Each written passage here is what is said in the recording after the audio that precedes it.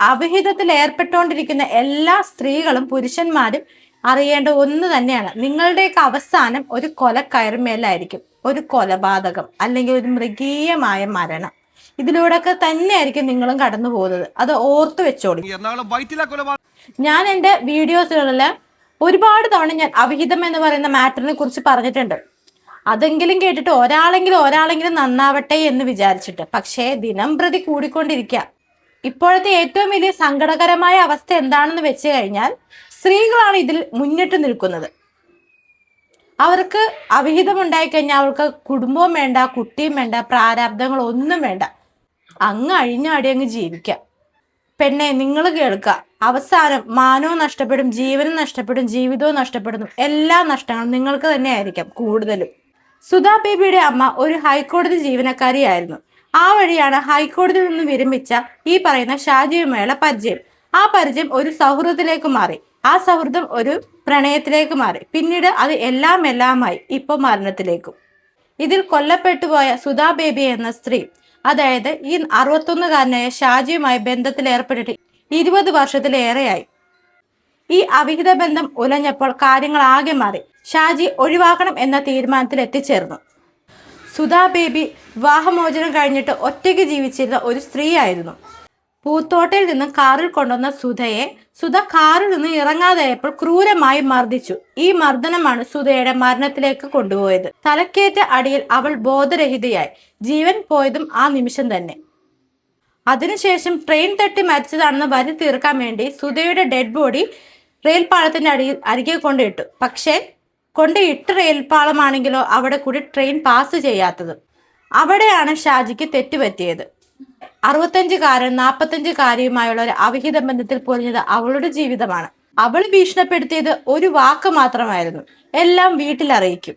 ഇതാണ് അവൻ ഭയന്നത്, അതായത് ഈ 61കാരൻ ഭയന്നത്. അവിഹിതം കാരണം ഒരുപാട് ജീവിതങ്ങൾ ഉലഞ്ഞു പോയിട്ടുണ്ട്. അതായത് മരണത്തിലോട്ടാണ് ഇതെല്ലാം എത്തിച്ചേരുന്നത്.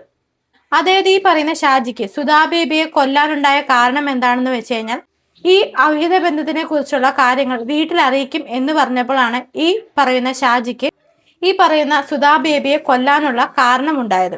അതായത് ഈ പറയുന്ന ഷാജി എന്ന വ്യക്തിയും ആലോചിച്ച ഒന്ന് മാത്രം, ഈ അവിഹിത ബന്ധം പുറത്തറിഞ്ഞു കഴിഞ്ഞാൽ സമൂഹത്തിലുള്ള അദ്ദേഹത്തിന്റെ വിലയും നിലയും എല്ലാം പൊളിഞ്ഞു പോകുമെന്നുള്ള ഒരു കാരണം കൊണ്ട് തന്നെയാണ് ഇദ്ദേഹത്തെ ഈ ക്രൂര കൊലപാതകത്തിലേക്ക് എത്തിച്ചത്.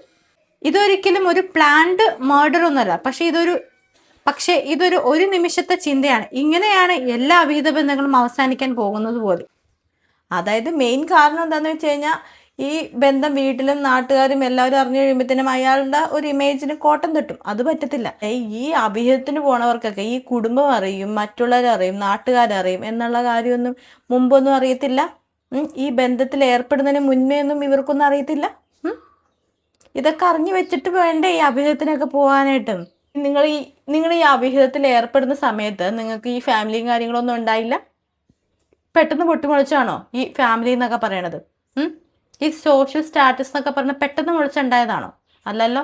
എൻ്റെ അറിവിൽ ഇയാൾക്ക് 10-20 വർഷം എന്ന് പറയുമ്പോൾ തന്നെ ഒരു 40 വയസ്സുള്ളപ്പോൾ ഇയാൾ ഈ റിലേഷൻ സ്റ്റാർട്ട് ചെയ്തേക്കണേ ഈ പെണ്ണുമായിട്ട്. അതായത് ഈ പെണ്ണിന് അപ്പം എന്ത് പ്രായമുണ്ട്? ഈ പെണ്ണിന് ഇപ്പം 45 വയസ്സ് പ്രായമുണ്ടെങ്കിൽ അന്നേരം എന്ത് പ്രായമുണ്ട്? അതായത് ഈ സുധാ ബേബിക്ക് ഒരു 25 വയസ്സുള്ളപ്പോഴും ഇയാൾക്കൊരു 40 വയസ്സുള്ളപ്പോഴും തുടങ്ങിയ ബന്ധമാണ്.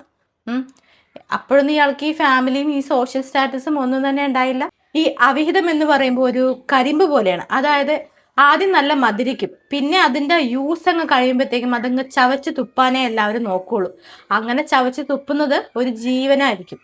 അതാണ് എല്ലാ അവിഹിതത്തിൻ്റെ അവസാനമാകുന്നത്. എല്ലാ അവിഹിതത്തിൻ്റെ ക്ലൈമാക്സ് ഇതുപോലെ തന്നെ ആയിരിക്കും. നിങ്ങളുടെ കുറെ ശാരീരിക താല്പര്യങ്ങൾക്ക് വേണ്ടി നിങ്ങളുടെ കുടുംബം കൂടിയായിരിക്കും ഈ അപമാന ഭാരങ്ങളൊക്കെ പേറേണ്ടി വരുന്നത്. അതും കൂടി നിങ്ങൾ ആലോചിക്കുക. ചിലരുണ്ട് ഈ അവിഹിതത്തിലൊക്കെ ഏർപ്പെട്ടിട്ട് ഇതൊന്നും ആരും അറിയില്ല, ആരും തൻ്റെ കള്ളത്തരങ്ങളെ കണ്ടുപിടിക്കത്തില്ല, താൻ എല്ലാവരും പൊട്ടന്മാരാക്കുകയാണ് അല്ലെങ്കിൽ പൊട്ടിമാരാക്കുകയാണ് എന്നെല്ലാം വിചാരിച്ച് നടക്കുന്ന ആൾക്കാരുണ്ടാവും. പക്ഷെ അങ്ങനെയല്ല.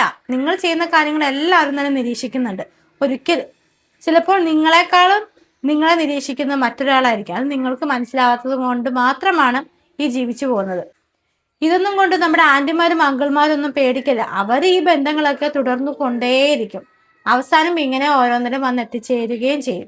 അവിഹിതത്തിന് പോകാൻ റെഡി ആയിട്ടിരിക്കുന്ന ചേച്ചിമാരോടും ചേട്ടന്മാരോടും അങ്കിൾമാരോടും ആന്റിമാരോടൊക്കെ എനിക്ക് പറയാനുള്ളത് ഒന്ന് മാത്രം. അതായത് അവിഹിതത്തിന് പോകുമ്പോഴത്തേക്കും നിങ്ങൾക്കുള്ള പെട്ടി കൂടി നിങ്ങൾ തയ്യാറാക്കി വെക്കുക. തലക്കേറ്റ അടിയിൽ അവൾ ബോധരഹിതയായി. ജീവൻ പോയതും ആ നിമിഷം തന്നെ.